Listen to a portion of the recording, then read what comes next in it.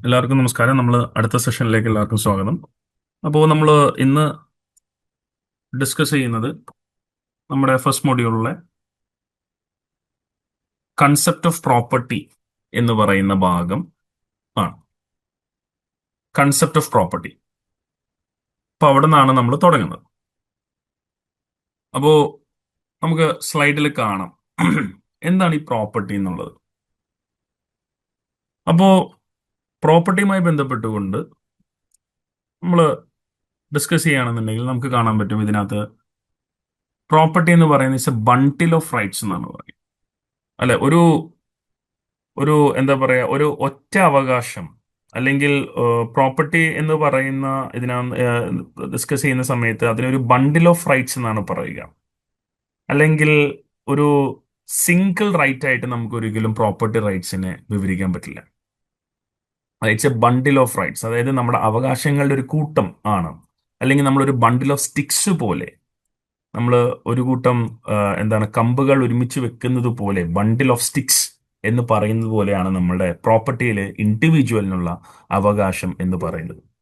അപ്പോൾ നമ്മൾ ഓരോ കമ്പുകൾ, ഓരോ വടികൾ എന്താ പറയുക, നമ്മൾ കൂട്ടി നമ്മളതിനെ കയറ് കൊണ്ട് കെട്ടിവെക്കുകയാണെങ്കിൽ അതൊരു ബണ്ടിലാണ്, ആ ബണ്ടിൽ ഓഫ് സ്റ്റിക്സ് അല്ലെ. അപ്പൊ ആ ഓരോ ബണ്ടിൽ, ആ ബണ്ടിലെ ഓരോ സ്റ്റിക്സും ഓരോ വടികളും ഓരോ റൈറ്റുകളാണ്, ഓരോ അവകാശങ്ങളാണ് അല്ലെ. അപ്പോ each stick represents a different right you hold over object. നിങ്ങളൊരു സാധനത്തിൽ നിങ്ങൾ എന്താണ് പല പല അവകാശങ്ങൾ, ആ വടികൾ എന്ന് പറയുന്നത് ഓരോരോ അവകാശങ്ങൾ, ആ അവകാശങ്ങൾ എന്താണ് ഒരു ഒബ്ജക്റ്റിന്മേൽ നിങ്ങൾ ഹോൾഡ് ചെയ്യുന്നുണ്ടെങ്കിൽ അതുപോലെയാണ് നിങ്ങൾക്ക് എന്ത് പ്രോപ്പർട്ടി റൈറ്റ്സ് എന്ന് പറയുന്നത് അല്ലെ. ഇപ്പൊ നിങ്ങൾക്ക് ആ ഓരോ കമ്പുകളും ഓരോ വടികളും ഓരോരുത്തർക്കായിട്ട് കൊടുക്കാം. ഫോർ എക്സാമ്പിൾ നിങ്ങൾക്ക് പറയാൻ പറ്റും ഒരു വടി അല്ലെങ്കിൽ ഒരു കമ്പ് അതിൽ നിന്ന് നിങ്ങൾ എടുത്ത് വേറൊരാൾക്ക് നൽകുകയാണെന്നുണ്ടെങ്കിൽ അത് നമ്മൾ പ്രോപ്പർട്ടിയുമായിട്ട് കണക്ട് ചെയ്യുമ്പോൾ എങ്ങനെ പറയാൻ പറ്റും? അതായത് നിങ്ങൾ ഒരു കമ്പെടുത്ത് ഒരാൾക്ക് കൊടുക്കുക എന്ന് പറഞ്ഞു കഴിഞ്ഞാൽ എന്താണ്, നിങ്ങൾ പ്രോപ്പർട്ടിയിലുള്ള ഒരു അവകാശം വേറൊരാൾക്ക് നൽകുക. ഫോർ എക്സാമ്പിൾ നിങ്ങൾ നിങ്ങളുടെ വീട് വാടകയ്ക്ക് കൊടുക്കുക അല്ലെ. അല്ലെങ്കിൽ നിങ്ങൾ എന്താ പറയുക, മറ്റ് റൈറ്റ്സുകൾ നിങ്ങൾ നിങ്ങളുടെ കൈവശം വെക്കുന്നു. അപ്പോൾ ഞാൻ പറഞ്ഞു വരുന്നത്, ഒരു പ്രോപ്പർട്ടി എന്ന് പറയുകയാണെങ്കിൽ ഒരു സിംഗിൾ റൈറ്റ് അല്ല, ഒരു ബണ്ടിൽ ഓഫ് റൈറ്റ്സ് ആണ്. നിങ്ങൾക്ക് ഒരു വസ്തുവുമായി ചേർന്നുകൊണ്ടെങ്കിൽ ഒരു വസ്തുവുമായി ബന്ധപ്പെട്ടുകൊണ്ട് നിങ്ങൾക്ക് ബണ്ടിൽ ഓഫ് റൈറ്റ്സിനെയാണ് നമ്മൾ പ്രോപ്പർട്ടി എന്ന് പറയുക. അപ്പൊ അത് നിങ്ങൾക്ക് ടാഞ്ചിബിൾ റൈറ്റ്സ് ഉണ്ടാവും, ഇൻടാഞ്ചിബിൾ റൈറ്റ്സ് ഉണ്ടാവും. അതൊക്കെ എന്താണെന്നുള്ളത് നമ്മൾ കൈൻഡ്സ് ഓഫ് പ്രോപ്പർട്ടിയിൽ പഠിക്കുന്നുണ്ട്. അപ്പോൾ ജൂറിസ്റ്റുകളുടെ അഭിപ്രായത്തിൽ property not as a single right but as a bundle of sticks എന്നാണ് പറയുന്നത്. Each stick represents a different right you hold over an object. So you can give away one stick like renting out your house while keeping the others the right to sell. അപ്പൊ ഇതിനെയാണ് നമ്മൾ സാധാരണ property എന്ന് പറയുന്ന ആ ഒരു കൺസെപ്റ്റിൽ നമ്മൾ discuss ചെയ്യും. അപ്പൊ നമുക്ക് പ്രോപ്പർട്ടിയുടെ ഇപ്പോൾ നിങ്ങൾക്കുള്ള ഒരു ബണ്ടിൽ ഓഫ് റൈറ്റ്സിന്റെ എക്സാമ്പിൾ റൈറ്റ് ടു പൊസഷൻ അല്ലെ. നിങ്ങൾക്ക് എന്താ പറയുക, you have got a power to exclude others from the property. പിന്നെ അതോടൊപ്പം തന്നെ you have got a right to use ആ പ്രോപ്പർട്ടി. നിങ്ങൾക്ക് എന്ത് ചെയ്യാം, അതിന്റെ റിസോഴ്സസ് നിങ്ങൾക്ക് ഉപയോഗിക്കാനുള്ള അവകാശം, നിങ്ങൾക്ക് വിൽക്കാനുള്ള അവകാശം, അതിനെ റൈറ്റ് ടു ഏലിനേറ്റ് എന്ന് പറയുന്നത്. ഗിഫ്റ്റ് കൊടുക്കാം, മോർഗേജ് ചെയ്യാം അല്ലെ, നശിപ്പിക്കാം അല്ലെ, അത് കൺസ്യൂം ചെയ്യാം, അത് ഡിസ്പോസ് ചെയ്യാൻ ഒക്കെയുള്ള അവകാശം. അപ്പോൾ ഇത് പലതരത്തിലുള്ള അവകാശങ്ങളുടെ ഒരു കൂട്ടമാണ് എന്താണ് പ്രോപ്പർട്ടിയിലെ അല്ലെങ്കിൽ പ്രോപ്പർട്ടി റൈറ്റ് എന്നുള്ളത് നമ്മൾ ആദ്യം മനസ്സിലാക്കണം.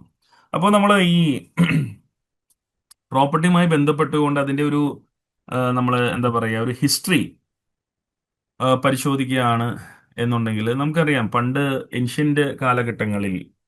ഏൻഷ്യൻ കാലഘട്ടങ്ങളിൽ നമ്മൾ പ്രിമിറ്റീവ് ആയിട്ടുള്ള സൊസൈറ്റീസ് നമ്മൾ പരിശോധിക്കുകയാണെന്നുണ്ടെങ്കിൽ എന്താ പറയുക, ആ ഒരു പ്രൈവറ്റ് പ്രോപ്പർട്ടി എന്ന് പറയുന്ന ഒരു കൺസെപ്റ്റ് ഉണ്ടായിരുന്നില്ല. നമുക്ക് എല്ലാവർക്കും അറിയാം, ഒരു കമ്മ്യൂണൽ ഓണർഷിപ്പാണ് നമുക്ക് ഉണ്ടായിട്ടുള്ളത് അല്ലെ. അതായത് പണ്ടത്തെ കാലഘട്ടങ്ങളിൽ ജനങ്ങൾ ഹണ്ടർ ഗാദറേഴ്സ് സൊസൈറ്റീസ് ആയിരുന്നു, വേട്ടക്കാരായിരുന്നു അല്ലെ. അപ്പൊ അവര് എന്ത് ചെയ്യുന്നുണ്ട്, ഒരു ലാൻഡും മറ്റ് നാച്ചുറൽ റിസോഴ്സസ് എല്ലാം എന്തായിരുന്നു, പൊതുവായിട്ടുള്ള ഒരു പ്രോപ്പർട്ടി പോലെയാണ് കണ്ടുകൊണ്ടിരുന്നത് അല്ലെ. അപ്പോൾ പക്ഷേ ആ ഹണ്ടിങ്ങിനും നാച്ചുറൽ റിസോഴ്സസിന്റെ എക്സ്പ്ലോറേഷനൊക്കെ വേണ്ടിയിട്ട് അവരെന്ത് ചെയ്യുന്നുണ്ട്, പലതരത്തിലുള്ള ടൂളുകളും മറ്റു തരത്തിലുള്ള ക്ലോത്തിങ്സും ഒക്കെ, അതൊക്കെ പേഴ്സണലാണ് അല്ലെ. പക്ഷെ ലാൻഡ് എന്ന് പറയുന്ന സംഗതി എന്ന് പറയുന്നത് എന്താണ്, അത് ഒരു ദൈവത്തിന്റെ അല്ലെങ്കിൽ ഒരു സമൂഹത്തിന്റെ എന്നുള്ള ഒരു വിശ്വാസത്തിലാണ് പണ്ട് കാലങ്ങളിൽ പോയിക്കൊണ്ടിരുന്നത്. പിന്നീട് നമുക്കറിയാം 10,000 ബി സിയിലൊക്കെയാണ് എന്താ പറയുക, മനുഷ്യര് ഒരു സ്ഥലത്ത് സെറ്റിൽ ചെയ്യാൻ തുടങ്ങിയത്. അന്ന് മുതലാണ് സെറ്റിൽ ചെയ്യാൻ തുടങ്ങിയത് മുതലാണ് ഈ പ്രൈവറ്റ് ഓണർഷിപ്പ് എന്ന് പറയുന്ന കൺസെപ്റ്റ് വരുന്നത് അല്ലെ. കാരണം സെറ്റിൽ ചെയ്യാൻ തുടങ്ങി അവര് അവിടെ കൃഷി ചെയ്യാൻ തുടങ്ങി. അവരവിടെ പശുക്കളെയും കാളയനും ഒക്കെ എന്താ പറയുക, ആ, ആ, മറ്റേ ഡൊമസ്റ്റിക്കേറ്റ് ചെയ്യാൻ തുടങ്ങി. അപ്പൊ അവർക്ക് ഭക്ഷണം കൊടുക്കാനും അവർക്ക് ഗ്രേസ് ചെയ്യാനും അല്ലെ, അതിൽ കൃഷിയും ഒക്കെ തുടങ്ങുന്ന സമയങ്ങളിലാണ് എന്താ പറയുക നമ്മുടെ ആ ഒരു പ്രൈവറ്റ് പ്രോപ്പർട്ടി എന്ന് പറയുന്നത്. അതായത് പ്രോപ്പർട്ടി എന്താ പറയുക നമ്മുടെ ഒരു ലിങ്ക് ടു എന്താ പറയുക ഒക്കുപേഷൻ ഓഫ് ലാൻഡ് എന്ന് പറയുന്ന രീതിയിലേക്ക് കാര്യങ്ങൾ എത്തുന്നത് അല്ലെ. പിന്നീട് നമ്മൾ ആ ഒരു മോഡേൺ രീതിയിലേക്ക് നമ്മൾ ചിന്തിക്കുകയാണെന്നെങ്കിൽ മോഡേൺ കാലഘട്ടങ്ങളിലേക്ക് വരുമ്പോൾ നമ്മുടെ ഈ പ്രോപ്പർട്ടിയുമായി ബന്ധപ്പെട്ടുകൊണ്ട് ആദ്യമായിട്ട് ചർച്ചകളും ഒക്കെ വരുന്നത് റോമൻ കാലഘട്ടം, അല്ലെങ്കിൽ റോമിലാണ് ഇതിനെക്കുറിച്ചുള്ള, അല്ലെങ്കിൽ റോമൻ ലോയിലാണ് ഇതിനെക്കുറിച്ചൊക്കെ ആധികാരികമായിട്ട് പറയുന്നത് അല്ലെ. അപ്പോൾ ഈ റോമൻസ് ആണ് ആദ്യമായിക്കൊണ്ട് ഒരു ഒരു ഒരു ലീഗൽ സ്ട്രക്ചർ പ്രോപ്പർട്ടിക്ക് കൊണ്ടുവരുന്നത് എന്ന് നമുക്ക് കാണാൻ പറ്റും അല്ല. അവരാണ് ശരിക്കും എന്താ ഡൊമിനിയം എന്ന് പറയുന്ന കൺസെപ്റ്റ് വന്നത്. അതായത് ഒരു വസ്തുന്മേലുള്ള ഒരാൾക്കുള്ള അവകാശത്തെയാണ്, അബ്സല്യൂട്ട് റൈറ്റിനെയാണ് ഡൊമിനിയം എന്ന് പറയുന്നത് അല്ലെ. അപ്പൊ അതുപ്രകാരം അതിന്റെ ഉടമസ്ഥൻ, ആ വസ്തുവിന്റെ ഉടമസ്ഥൻ അത് ഉപയോഗിക്കാനും അത് എൻജോയ് ചെയ്യാനും ഇവൻ അത് നശിപ്പിച്ച് കളയാനും ഒക്കെയുള്ള അവകാശം നൽകുന്ന രീതിയിൽ നിയമങ്ങൾ വന്നതും അതിനെക്കുറിച്ചുള്ള ചർച്ചകളും ഒക്കെ വരുന്നത് എന്താ പറയുക റോമൻ കാലഘട്ടങ്ങളിലാണ് എന്ന് നമ്മൾ മനസ്സിലാക്കുക. പിന്നെ നമുക്ക് റെസ് നള്ളിയസ് എന്ന് പറയുന്ന ഒരു കൺസെപ്റ്റാണ്. അത് റോമൻ വേർഡാണ്. റോമൻ എന്ന് പറയാ, റോമൻസ് ആണ് ആ വേർഡ് എന്ത് ചെയ്തത്, പോപ്പുലറൈസ് ചെയ്തത്. റെസ് നള്ളിയസ് എന്ന് പറഞ്ഞു കഴിഞ്ഞാൽ എന്തായിരുന്നു, നമ്മൾ നോബഡീസ് പ്രോപ്പർട്ടി എന്ന് പറയുന്ന രീതി, അല്ലെങ്കിൽ നോ വൺസ് പ്രോപ്പർട്ടി എന്ന് പറയുന്ന രീതിയിൽ അല്ലെ, ആരുടെയും ഉടമസ്ഥ അവകാശമില്ലാത്ത കൺസെപ്റ്റാണ് റെസ്റ്റിനലൈസ് എന്ന് വെച്ചാൽ. അന്ന് കാലഘട്ടങ്ങളിൽ നമ്മൾ വൈൽഡ് ആനിമൽ, ആരും ഉപയോഗിക്കാത്ത ലാൻഡുകളെല്ലാം ആരുടെയും പ്രോപ്പർട്ടി. ഇപ്പോൾ ഇതിന് ഏറ്റവും വലിയ എക്സാമ്പിൾ നമ്മൾ കടൽ എന്ന് പറഞ്ഞ റെസ്റ്റ് നള്ളീസ് ആണ്, നോ വൺസ് പ്രോപ്പർട്ടി അല്ലെ. ഇപ്പൊ നമ്മുടെ ഇപ്പോഴത്തെ ഒരു മോഡേൺ ഇത് നോക്കുകയാണെന്നെങ്കിൽ 12 നോട്ടിക്കൽസ് അല്ലെങ്കിൽ കഴിഞ്ഞാൽ നമുക്ക് പിന്നെ കണ്ടീഗസ് സോൺ കഴിഞ്ഞ് പിന്നെ എക്സ്ക്ലൂസീവ് എക്കണോമിക് സോൺ കഴിഞ്ഞാൽ പിന്നെ ഓപ്പൺ സീ ആണ്. ഓപ്പൺ സീ എന്ന് പറഞ്ഞാൽ റെസ്റ്റ് നള്ളീസ് ആണ്, ആർക്കും അതിൽ ഉടമസ്ഥാവകാശം ഇല്ല എന്നുള്ളതാണ്. പക്ഷെ 12 നോട്ടിക്കൽ മൈൽസിന്റെ ഉള്ളിലാണ് എക്സ്ക്ലൂസീവ് ജൂറിസ്ഡിക്ഷൻ അല്ലെ. പിന്നെ നമ്മളുടെ അധികാരങ്ങൾ, നമ്മുടെ അവകാശങ്ങൾ കുറഞ്ഞു കുറഞ്ഞു വരുന്നതാണ്. കണ്ടീഗസ് സോണിൽ നമുക്ക് ചില അവകാശങ്ങളുണ്ട്, എന്നാൽ എക്സ്ക്ലൂസീവ് എക്കണോമിക് സോണിൽ നമുക്ക് ചില അവകാശങ്ങൾ മാത്രമേ ഉള്ളൂ. 12 നോട്ടിക്കൽ മൈൽസിൻ്റെ അതേ അവകാശങ്ങൾ നമുക്ക് എവിടെ കിട്ടില്ല, എക്സ്ക്ലൂസീവ് എക്കണോമിക് സോണിൽ കിട്ടില്ല. പക്ഷെ അത് കഴിഞ്ഞിട്ട് പോകുന്ന എന്താ പറയുക കാര്യങ്ങളിൽ, മേഖലകളിൽ നമുക്ക് എന്താ ആർക്കും അവകാശമില്ല. അത് നോ വൺസ് പ്രോപ്പർട്ടി എന്ന് പറയുന്ന കാറ്റഗറിയിലേക്ക് അത് മാറുന്നതാണ് നമുക്ക്. അപ്പൊ ഞാൻ റെസ്നലീസ് എന്താണെന്നുള്ളത് റോമന്റെ കോണ്ടെക്സ്റ്റിൽ ഞാൻ ഒരു എക്സാമ്പിൾ മോഡേൺ രീതിയിൽ കണക്ട് ചെയ്ത് പറഞ്ഞതേ ഉള്ളൂ. പിന്നെ നമുക്ക് പിന്നീട് എന്താ പറയുക ഫ്യൂഡൽ അല്ലെ, നമ്മുടെ ആ ഒരു മിഡിൽ ഏജസിലോട്ടൊക്കെ കടക്കുന്ന സമയങ്ങളിൽ നമുക്കൊരു എന്താ പറയുക ഒരു ഫ്യൂഡൽ സിസ്റ്റത്തിലേക്ക് മാറുന്നതൊക്കെ നമുക്ക് കാണാൻ പറ്റില്ല. രാജാവാണ് എന്താ പറയുക, ഫ്യൂഡലിസത്തിന്റെ പ്രത്യേകത അറിയാം എന്താണ്, ക്രൗൺ അല്ലെങ്കിൽ രാജാവാണ് ടെക്നിക്കലി ആ ലാൻഡ് ഓൺ ചെയ്യുന്നത്. പിന്നീട് എന്താ പറയുക നമ്മുടെ നാട്ടിലെ പ്രഭുക്കന്മാര് രാജാവിന് മിലിറ്ററി സർവീസ് നൽകുന്ന എന്താ പറയുക മിലിറ്ററി സർവീസ് നൽകുന്നതിന് പകരമായിക്കൊണ്ട് രാജാവിന്റെ ലാൻഡുകൾ ഈ പറഞ്ഞിട്ടുള്ള പ്രഭുക്കന്മാർക്ക് കൈവശം വെക്കുകയും അല്ലെ. അതോടൊപ്പം തന്നെ പെസൻസ്, നമുക്കറിയാം താഴെ തട്ടിലുള്ള പണിക്കാർ അല്ലെങ്കിൽ നമ്മൾ താഴെ തട്ടിലുള്ള ആളുകൾ എന്ത് ചെയ്യുന്നുണ്ട്, ആ ലാൻഡിൽ അവർക്ക് പ്രൊട്ടക്ഷന് വേണ്ടിയിട്ട് പണിയെടുക്കുക, അല്ലെങ്കിൽ ഞങ്ങളെ സംരക്ഷിക്കുക. രാജാവിന്റെ വാഗ്ദാനമായിരുന്നു, അല്ലെങ്കിൽ പ്രഭുക്കന്മാരുടെ വാഗ്ദാനമായിരുന്നു, ഞങ്ങൾ നിങ്ങളെ സംരക്ഷിക്കാം, പക്ഷെ നിങ്ങൾ ഞങ്ങളുടെ പാടത്തും പറമ്പിലും പണിയെടുക്കണം അല്ലെ. അപ്പോ എന്താ പറയാ എന്താ പറയാ ആ ഒരു രീതിയിലേക്ക് കാര്യങ്ങൾ മാറുകയും, പക്ഷെ പിന്നീട് അത് എന്താ പറയുക മറ്റേ സ്റ്റേറ്റിന്റെ ഉടമസ്ഥയിൽ നിന്നും ആളുകൾക്ക് പ്രൈവറ്റ് ഓണർഷിപ്പിലേക്ക് പോവുകയും, പ്രൈവറ്റ് ഓണർഷിപ്പ് എന്ന് പറഞ്ഞു കഴിഞ്ഞാൽ സ്റ്റേറ്റ് ഗ്രാൻഡ് ചെയ്യുന്ന രീതിയിലേക്ക് കാര്യങ്ങൾ പിന്നീട് വഴിമാറുന്നതൊക്കെ നമുക്ക് കാണാനായിട്ട് സാധിക്കുന്നുണ്ട് എന്നുള്ളതാണ്. ഇപ്പോ അതുമായി ബന്ധപ്പെട്ടാണെന്നുണ്ടെങ്കിൽ നമ്മൾ വീണ്ടും ചരിത്രങ്ങളിലേക്ക്, നമ്മൾ റോമൻ ഗ്രീസ് കാലഘട്ടങ്ങളിലേക്ക് പോവുകയാണെന്നുണ്ടെങ്കിൽ നമുക്ക് ആ ഹിസ്റ്ററി പ്രോപ്പർട്ടി റൈറ്റ്സുമായിട്ട് നോക്കുകയാണെങ്കിൽ നമുക്ക് അരിസ്റ്റോട്ടിൽ നിന്ന് തുടങ്ങേണ്ടി വരും. ശരിക്കും നമ്മളൊരു സ്പെസിഫിക് ആയിട്ടുള്ള ഒരു ജൂറിസ്റ്റ് ഹിസ്റ്റോറിയനെ നമ്മൾ ചൂണ്ടിക്കാണിക്കുകയാണെന്നുണ്ടെങ്കിൽ നമുക്ക് എന്താ പറയുക ഈ പ്രോപ്പർട്ടി എന്ന് പറയുന്ന, അല്ലെങ്കിൽ നമ്മുടെ പൊളിറ്റിക്കൽ ഐഡിയോളജിയുടെ ആരംഭഘട്ടം മുതൽ നമ്മൾ പ്രോപ്പർട്ടി എന്ന് പറയുന്ന കൺസെപ്റ്റിനെ കുറിച്ച് നമ്മൾ ഡിസ്കസ് ചെയ്യുകയാണെങ്കിൽ അരിസ്റ്റോട്ടലിന്റെ അറിയാലോ, മറ്റേ നേഷൻ സ്റ്റേറ്റ് എന്ന് പറയുന്ന പൊളിറ്റിക്കൽ ഐഡിയോളജി മുതൽ കൺസെപ്റ്റ് ഓഫ് പ്രോപ്പർട്ടിയെ നമ്മൾ ഡിസ്കസ് ചെയ്യേണ്ടതായിട്ട് വരുന്നുണ്ട് എന്ന് പറയും. അപ്പൊ നമ്മൾ അദ്ദേഹത്തിന്റെ ഒരു പുസ്തകമാണ് റിപ്പബ്ലിക് എന്ന് പറയുന്നത് അല്ലെ. ശരിക്കും അരിസ്റ്റോട്ടില് എന്താ പറയുക ആദ്യം, അല്ലെങ്കിൽ അദ്ദേഹം പറയുന്നത് എന്താണ്, ഒരു രാജ്യത്തിന്റെ അല്ലെങ്കിൽ എന്താ പറയുക പ്രോപ്പർട്ടി എന്ന് പറയുന്നത് രാഷ്ട്രത്തിന്റെ ഉടമസ്ഥതയിലുള്ളതാണ് എന്നാണ് പറയുക. അല്ലെങ്കിൽ രാഷ്ട്രമാണ് ഒരു പ്രോപ്പർട്ടിയുടെ അൾട്ടിമേറ്റ് ഓണർ എന്നൊക്കെ അരിസ്റ്റോട്ടിൽ പറയുന്നുണ്ടെങ്കിൽ പോലും അദ്ദേഹത്തിന്റെ പുസ്തകത്തിൽ റിപ്പബ്ലിക് എന്ന് പറയുന്ന പുസ്തകത്തിനകത്ത് അദ്ദേഹം പ്രൈവറ്റ് ഓണർഷിപ്പിന് ഫേവറബിൾ ആണ്, അല്ലെങ്കിൽ അതിന് അനുകൂലമായിട്ടുള്ള ഒരു സാഹചര്യം അദ്ദേഹം പറയുന്നത്. അതായത് പ്രൈവറ്റ് ഓണർഷിപ്പ് എന്താ പറയുക, അനുവദിക്കേണ്ടതാണ്, അല്ലെങ്കിൽ അത് വേണമെന്ന് അദ്ദേഹത്തിന്റെ പുസ്തകത്തിൽ പറയുന്നുണ്ട് എന്നുള്ളതാണ്. അപ്പോൾ അദ്ദേഹം പറയുന്നത് ഈ എന്തായിരുന്നു, പ്രൈവറ്റ് ഓണർഷിപ്പ് ഉണ്ടെങ്കിൽ മാത്രമാണ് കോമ്പറ്റീഷൻ ഉണ്ടാവുകയും അല്ലെ അതുവഴി ജനങ്ങൾക്ക് വികസനം ഉണ്ടാവുകയുള്ളൂ എന്നുള്ള രീതിയിലേക്ക് അദ്ദേഹത്തിന്റെ പുസ്തകത്തിനകത്ത് പറയുന്നുണ്ട് എന്നുള്ളത്. അപ്പൊ അദ്ദേഹം ശരിക്കും പറഞ്ഞാൽ ഈ കളക്റ്റീവ് ഓണർഷിപ്പിനൊക്കെ അദ്ദേഹം എതിരാണ്, അരിസ്റ്റോട്ടിൽ എതിരാണ്. ഓക്കെ. ബിക്കോസ് അവരവരുടെ കാര്യങ്ങൾ നോക്കി നടത്തണം എന്നുണ്ടെങ്കിൽ അവർക്ക് പ്രൈവറ്റ് ആയിട്ട് പ്രോപ്പർട്ടി വേണം എന്നാണ് പറയുക. ഓക്കെ. അപ്പോൾ അതുവഴിയാണ് ജനങ്ങൾക്ക് നല്ല രീതിയിലുള്ള ലൈഫ്സ്, ബെറ്റർ ആയിട്ടുള്ള ഇമ്പ്രൂവ്മെന്റ് ജീവിതത്തിൽ ഉണ്ടാവുകയുള്ളൂ എന്നൊക്കെ അരിസ്റ്റോട്ടിൽ അദ്ദേഹത്തിന്റെ പുസ്തകത്തിനകത്ത് പറയുന്നുണ്ട് എന്ന്. അപ്പൊ അദ്ദേഹം പറയുന്നത് വെച്ച് കഴിഞ്ഞാൽ ഈ ഫ്രീഡം, പ്രോപ്പർട്ടി ഓൺ ചെയ്യാനുള്ള അധികാരം, അവകാശം ഇവർക്കുണ്ടെങ്കിൽ, അല്ലെങ്കിൽ ഈ പറയുന്ന ജനങ്ങൾക്ക് ഉണ്ടെങ്കിൽ മാത്രമാണ് എന്ത് ചെയ്യുക, അവര് രാഷ്ട്രത്തിന് നല്ല രീതിയിൽ കോൺട്രിബ്യൂട്ട് ചെയ്യുള്ളൂ.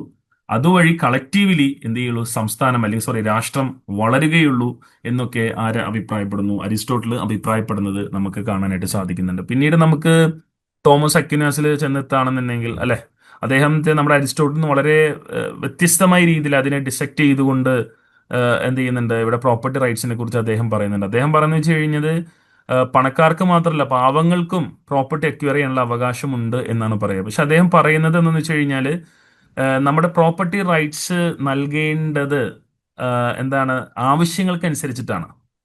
അത് ഒരാൾക്ക് മേടിക്കാനുള്ള പണമുണ്ടോ, കപ്പാസിറ്റി ഉണ്ടോ എന്നുള്ളതല്ല, അവരുടെ ആശ്രയം. ഇപ്പൊ ഇപ്പൊ ഞാനൊരു കൃഷിക്കാരൻ, ഞാൻ ആക്റ്റീവായിട്ട് കൃഷി ചെയ്യുന്ന ആളാണ്, എനിക്ക് കൂടുതൽ ലാൻഡ് തരണം. അല്ലാതെ എൻ്റെ കയ്യിൽ കുറെ പണമുണ്ട്, ഞാൻ വെറുതെ ഭൂമി മേടിച്ചിട്ട് അവിടെ ഒന്നും കൃഷി ഇറക്കുന്നില്ല, ഒന്നും ചെയ്യുന്നില്ലെങ്കിൽ എനിക്ക് ഭൂമി പാടില്ല എന്നാണ് അദ്ദേഹം പറയുന്നത്. അപ്പോൾ ആവശ്യങ്ങൾക്കനുസരിച്ചുകൊണ്ട് ഭൂമി ഒരാൾക്ക് കൊടുക്കണം എന്നുള്ളതാണ് ആരുടെ അഭിപ്രായം, തോമസ് അക്വിനാസിന്റെ അഭിപ്രായം എന്ന് പറയുന്നത്. അപ്പോൾ എന്താ പറയാ, ആഹ് അദ്ദേഹത്തിന്റെ അഭിപ്രായത്തിൽ ഈ ഭൂമി എന്ന് പറയുന്നത് ഒരു നാച്ചുറൽ റിസോഴ്സസ് ആണ്. അത് മറ്റേ എന്താ പറയാ, മനുഷ്യന്റെ എന്താ പറയാ, മനുഷ്യന്റെ നിയമങ്ങൾക്കനുസരിച്ചുകൊണ്ട് അത് ഓരോരുത്തർക്ക് പൈസ ഉള്ളതിന് കൂടുതൽ കൊടുക്കുക, പൈസ ഇല്ലാത്തതിന് കൊടുക്കാതിരിക്കുക എന്നുള്ളതല്ല. അദ്ദേഹം പറയുന്നു the same has to be distributed or acquired as per the need എന്ന് പറഞ്ഞ വ്യക്തിയാണ് തോമസ് അക്വിനാസ് എന്ന് പറയുന്നത്. എന്നാൽ നമ്മൾ പിന്നീട് തോമസ് ഹോബ്സിനെ പോലുള്ള അല്ലെ, അദ്ദേഹത്തിന്റെ എന്താണ് elements of law, natural politic എന്ന് പറയുന്ന എന്താണ് തിയറിക്കകത്ത്, അല്ലെങ്കിൽ അദ്ദേഹത്തിന്റെ ആ ഒരു ഫേമസ് വർക്കാണ് എന്ത്, elements of law, natural politic എന്ന് പറയുന്നത്. അതിനകത്ത് അദ്ദേഹം എന്ത് ചെയ്യുന്നുണ്ട്, ഇവിടെ പ്രോപ്പർട്ടി എന്ന് പറയുന്ന കൺസെപ്റ്റിനെ കുറിച്ച് അദ്ദേഹം പറയുന്നുണ്ട് എന്ന് പറയുന്നത്. അപ്പോൾ പ്രോപ്പർട്ടി എന്ന് പറയുന്നത് സ്റ്റേറ്റിന്റെ ക്രിയേഷൻ ആണെന്നാണ് പറയുന്നത്. അപ്പോൾ ആ പ്രോപ്പർട്ടിയുടെ അവകാശവും അല്ലെങ്കിൽ ആ പ്രോപ്പർട്ടിയുടെ ഡിസ്ട്രിബ്യൂഷനും നടത്തേണ്ടത് സോവറിൻ ആണ്, അല്ലെങ്കിൽ പരമാധികാരി, രാഷ്ട്രത്തിന്റെ പരമാധികാരിയാണ് അത് ചെയ്യേണ്ടത് എന്നുള്ളതാണ് അദ്ദേഹം പറഞ്ഞത്. അദ്ദേഹത്തിന്റെ പുസ്തകത്തിന്റെ പേരാണ് ഡിസൈവ് എന്ന് പറയുന്നത്, ഡിസൈവ്, DECIVE എന്ന് പറയുന്ന. അതിനകത്ത് അദ്ദേഹം പറയുന്നുണ്ട് എന്താ പറയാ, അദ്ദേഹം പറയുന്നത് അദ്ദേഹത്തിന് ഈ പൊളിറ്റിക്കൽ ഫിലോസഫി എന്ന് പറയുന്ന കൺസെപ്റ്റിനോട് താല്പര്യം തോന്നിയത് തന്നെ എന്തുകൊണ്ടാണ്, ഇവിടെ പ്രൈവറ്റ് പ്രോപ്പർട്ടി അല്ലെങ്കിൽ എന്താ പറയുക പ്രോപ്പർട്ടി എന്ന് പറയുന്ന കൺസെപ്റ്റിനെ കുറിച്ച് മനസ്സിലാക്കിയതിന് ശേഷമാണെന്നാണ് അദ്ദേഹം പറയുന്നത്. അപ്പോൾ എന്താ പറയുക, അദ്ദേഹം ഇൻഡിവിജ്വൽ പ്രോപ്പർട്ടി റൈറ്റ്സിനെ കുറിച്ച് അയാൾ ഒപ്പോസ് ഒന്നും ചെയ്യുന്നില്ല, അദ്ദേഹത്തിന് താല്പര്യം തന്നെയാണ് ഇൻഡിവിജ്വൽ പ്രോപ്പർട്ടി റൈറ്റ്സ് വേണം എന്നാണ് പറയുക. പക്ഷേ അതിന് സ്റ്റേറ്റിന്റെ ബാക്കിംഗ് വേണം എന്നാണ് പറയുന്നത്. അതായത് എല്ലാ പ്രോപ്പർട്ടിയും ഇൻഡിവിജ്വലിലേക്ക് എത്തേണ്ടത്, അത് നൽകേണ്ടത് സോവറിനാണ്. മനസ്സിലാവുന്നുണ്ടോ? അപ്പൊ അതായത് എന്താ പറയാ, ഇവിടെ സോവറിൻ പരമാധികാരി നിങ്ങൾക്ക് ഭൂമി നൽകുന്നുണ്ടെങ്കിൽ അത് നൽകേണ്ട അവകാശവും നൽകാനുള്ള ഉത്തരവാദിത്വവും ആർക്കാണ്, സോവറിൻ ആണ് എന്നാണ് പറയുന്നത്. പക്ഷെ അങ്ങനെ നൽകുന്നുണ്ടെങ്കിൽ നിങ്ങൾ എന്ത് ചെയ്യണം, അതിന് ടാക്സ് അടക്കണം. നിങ്ങൾ ടാക്സ് അടച്ചില്ലെങ്കിൽ നിങ്ങളുടെ ഭൂമി പരമാധികാരിക്ക് പിടിച്ചെടുക്കാനുള്ള അവകാശം. ഇങ്ങനെയുള്ള കൺസെപ്റ്റുകളൊക്കെ ഇൻട്രൊഡ്യൂസ് ചെയ്യുന്നത് എന്താണ്, തോമസ് ഹോബ്സ് എന്ന് പറയുന്ന അദ്ദേഹത്തിന്റെ DECIVE എന്ന് പറയുന്ന ഡികൈവ് എന്താ ആയിക്കോളട്ടെ, ഏത് രീതിയിൽ നിങ്ങൾക്ക് പ്രൊനൗൺസ് ചെയ്യാം. അപ്പൊ ആ രീതിയിലാണ് അദ്ദേഹം തോമസ് ഹോബ്സ് അതിനെക്കുറിച്ച് ചർച്ച ചെയ്യുന്നത് എന്നുള്ളത് നമുക്ക് കാണാനായിട്ട് സാധിക്കുന്നുണ്ട്. പിന്നീട് നമുക്കറിയാം ഈ എന്താ പറയാ, ഈ പ്രോപ്പർട്ടി എന്ന് പറയുന്ന കൺസെപ്റ്റ്, അല്ലെങ്കിൽ ഈ നമുക്ക് ഈ പ്രോപ്പർട്ടിയെ കുറിച്ച് നമ്മൾ ചർച്ച ചെയ്യുന്ന സമയത്ത് നമുക്കറിയാം ഈ എന്താണ്, നമ്മൾ ഈ പ്രോപ്പർട്ടി രണ്ട് തരത്തിലുണ്ടല്ലോ. മൂവബിൾ പ്രോപ്പർട്ടി ഉണ്ട്, ഇമ്മൂവബിൾ പ്രോപ്പർട്ടി. പൊതുവേ നമ്മൾ മൂവബിൾ ഇമ്മൂവബിൾ പ്രോപ്പർട്ടി എന്നൊക്കെ നമ്മൾ പറയാറുണ്ട്.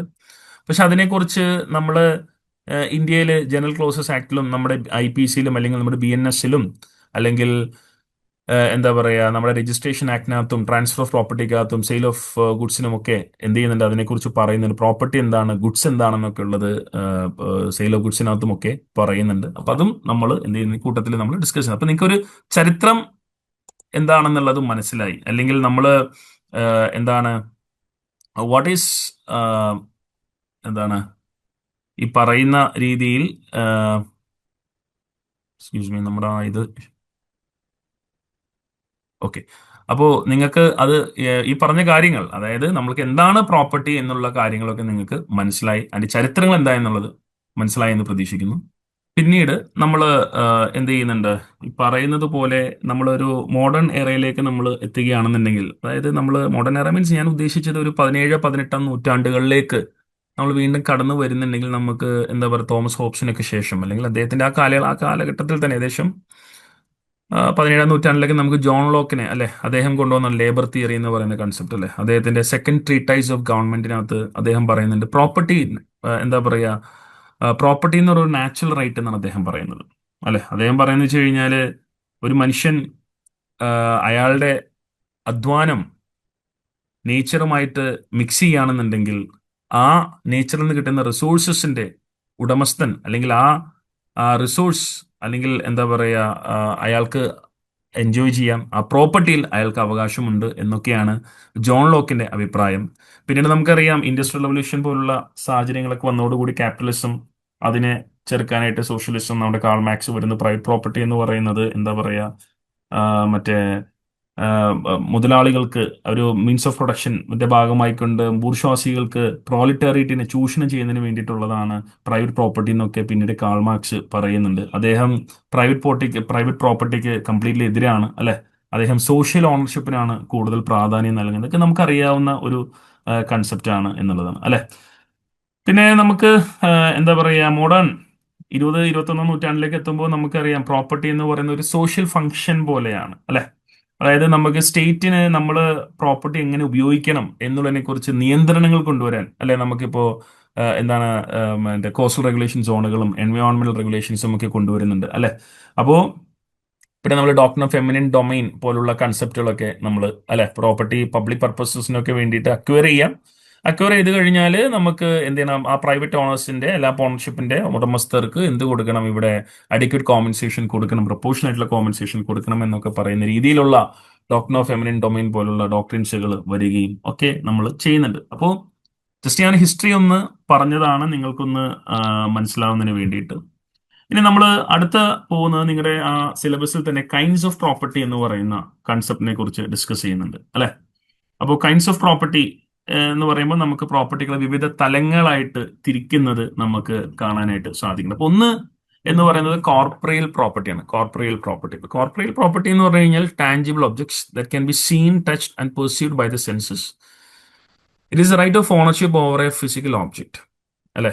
അതായത് നിങ്ങൾക്ക് തൊടാനും കാണാനും ഒക്കെ പറ്റുന്ന അവകാശങ്ങളെ അല്ലെങ്കിൽ അങ്ങനെ കാണാൻ പറ്റുന്ന പ്രോപ്പർട്ടീസിനെയാണ് നമ്മൾ ടാഞ്ചിബിൾ പ്രോപ്പർട്ടി അല്ലെങ്കിൽ കോർപ്പറേൽ പ്രോപ്പർട്ടി എന്ന് വിളിക്കുക.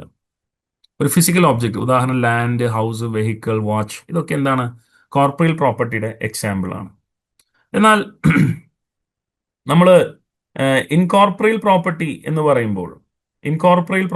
പറയുമ്പോൾ എന്താണ്, നമുക്ക് കാണാൻ പറ്റാത്ത, അതിന്റെ വാല്യൂ ഉണ്ടാവും പക്ഷെ അതിനൊരു ഫിസിക്കൽ ഫോം ഉണ്ടാവില്ല.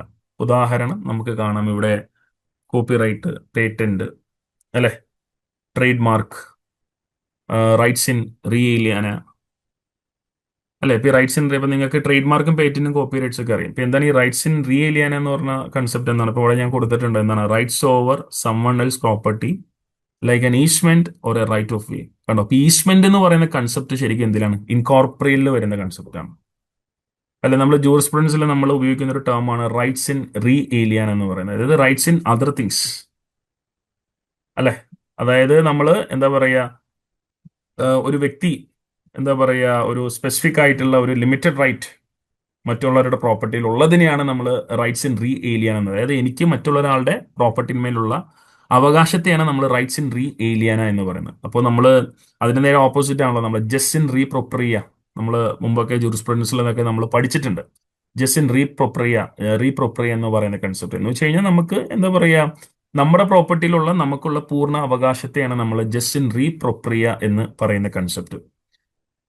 അപ്പോൾ ശരിക്കും ഇൻകോർപ്പറിയൽ പ്രോപ്പർട്ടിയിൽ വരുന്ന ഒരു കൺസെപ്റ്റ് ആണ് റീ ഏലിയാന. അതായത് പേറ്റന്റും കോപ്പിറൈറ്റും ട്രേഡ് മാർക്കും പോലെ തന്നെ നമുക്ക് കാണാൻ പറ്റാത്ത, എന്നാൽ വാല്യൂ ഉള്ള ഫിസിക്കൽ ഫോം ഇല്ലാത്ത ഒരു അവകാശത്തെയാണ് നമ്മൾ റീ ഏലിയാന. അതിന്റെ എക്സാമ്പിൾ ആണ് നമ്മൾ പറഞ്ഞ എന്താണ് ഈസ്മെന്റ് റൈറ്റ്സ് എന്ന് പറയുന്നത്. അത് റീ ഏലിയാന അല്ലെങ്കിൽ അത് ഇൻകോർപ്പറിയൽ റൈറ്റ് ആണെന്ന് പറയാം അല്ലെ.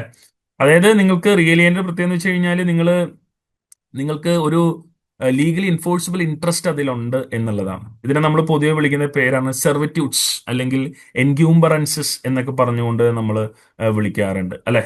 അപ്പോൾ നമുക്ക് ഈ റീ ഏലിയാനയുടെ 4 പ്രൈമറി കാറ്റഗറീസ് എന്ന് പറയുന്നത് ഒന്ന് ഈസ്മെന്റ് ആണ്. ഈസ്മെന്റിനെ നമ്മൾ സെർവിറ്റ്യൂട്ട്സ് എന്ന് വിളിക്കും.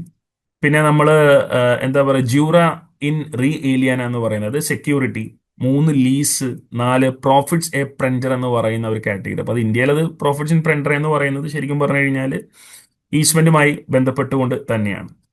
അപ്പോൾ നമുക്കറിയാം റീ ഏലിയനയിൽ നമ്മൾ ഏറ്റവും കൂടുതൽ ഡിസ്കസ് ചെയ്യുന്നത് ഇന്ത്യൻ ഈസ്മെന്റുമായി ബന്ധപ്പെട്ടുകൊണ്ട് ഇന്ത്യൻ ഈസ്മെന്റിന് വേണ്ടി സ്പെസിഫിക് നിയമം തന്നെയാണ് ഇന്ത്യയിൽ, ഇന്ത്യൻ ഈസ്മെന്റ്സ് ആക്ട് 1882 എന്ന് പറയുന്ന സംഗതി അല്ലെ.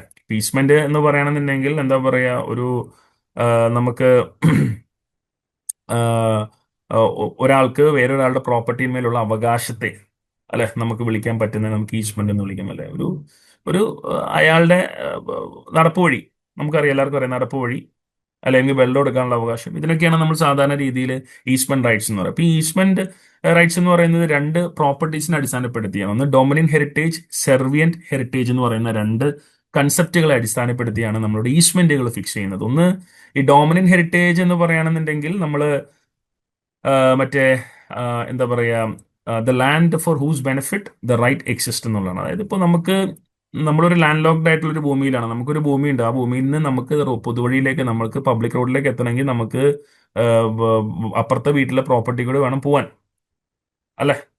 അപ്പോ എന്താ പറയാ, അല്ലെങ്കിൽ റോട്ടിൽ നിന്ന് നിങ്ങളുടെ ഭൂമിയിലേക്ക് എത്തണമെങ്കിൽ അപ്പുറത്തുള്ള ആളുടെ വീടിന്റെ ഫ്രണ്ടിൽ കൂടി വേണം വരാൻ, അല്ലെങ്കിൽ പുറകിൽ കൂടി വേണം വരാൻ.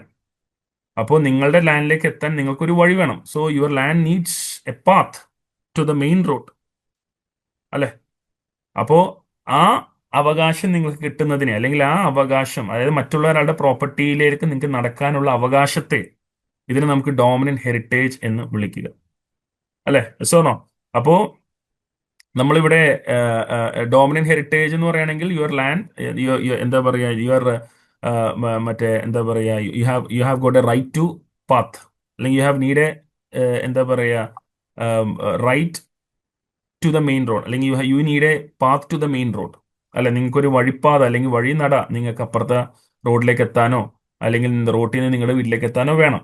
അപ്പോൾ അങ്ങനെ നിങ്ങൾക്കുള്ള അവകാശത്തെ, നടപ്പ് വഴിക്കുള്ള അവകാശം ത്തെയാണ് നമ്മൾ സാധാരണ ഡോമിനന്റ് ഹെറിറ്റേജ് എന്ന് വിളിക്കുക അല്ലെ. ഇപ്പൊ സെർവിയൻ ഹെറിറ്റേജ് എന്ന് പറയുകയാണെന്നുണ്ടെങ്കിൽ എന്താണ്, മറ്റുള്ള പ്രോപ്പർട്ടിക്ക് മറ്റുള്ള അപ്പുറത്തെ വീട്ടുകാരന്റെ വഴി കൂടി വേണമല്ലോ പോവേണ്ടത്. അപ്പോ എന്താ പറയുക, നിങ്ങൾ അയാൾക്ക് ക്രിയേറ്റ് ചെയ്യുന്ന ഒരു ബേർഡൻ, ഒരു ലയബിലിറ്റിയാണ് നമ്മൾ എന്ത് വിളിക്കുക, സെർവിയൻ ഹെറിറ്റേജ് എന്ന് പറയുക. അപ്പോൾ എന്താ പറയുക, അതൊരു ശരിക്കും പറഞ്ഞാൽ സെർവിയൻ ഹെറിറ്റേജ് ആണ്. സെർവിയൻ ഹെറിറ്റേജ് എന്ന് പറയുകയാണെന്നുണ്ടെങ്കിൽ അയാൾ നിങ്ങളെ അനുവദിക്കണം, അയാളുടെ പ്രോപ്പർട്ടിയിലൂടെ നടക്കാനായിട്ട് നിങ്ങളെ അനുവദിക്കുക, അല്ലെങ്കിൽ അയാളുടെ ആ നിങ്ങൾ നടക്കുന്ന വഴിപ്പാതയിൽ അയാൾ എന്തെങ്കിലും തരത്തിലുള്ള ഒബ്സ്ട്രക്ഷൻസ് ക്രിയേറ്റ് ചെയ്യുന്നത് തടയുന്നതിനുള്ള നിങ്ങളുടെ അവകാശം, അല്ലെങ്കിൽ അയാൾ അങ്ങനെ ചെയ്യാനായിട്ട് പാടില്ല. കാരണം നിങ്ങൾക്ക് ആ പ്രോപ്പർട്ടിയിൽ നിങ്ങൾക്ക് നടപ്പ് വഴി മാത്രമേ ഉള്ളൂ. നിങ്ങൾക്ക് അവിടെ വേറൊരു തരത്തിലുള്ള ഒബ്സ്ട്രക്ഷൻസ് നിങ്ങളും ക്രിയേറ്റ് ചെയ്യാൻ പാടില്ല. അതായത് നമ്മൾ ഡോമിനന്റ് ഓണർ, അതായത് ഡോമിനന്റ് ഹെറിറ്റേജ് റൈറ്റ് ഉള്ള വ്യക്തി അല്ലെ.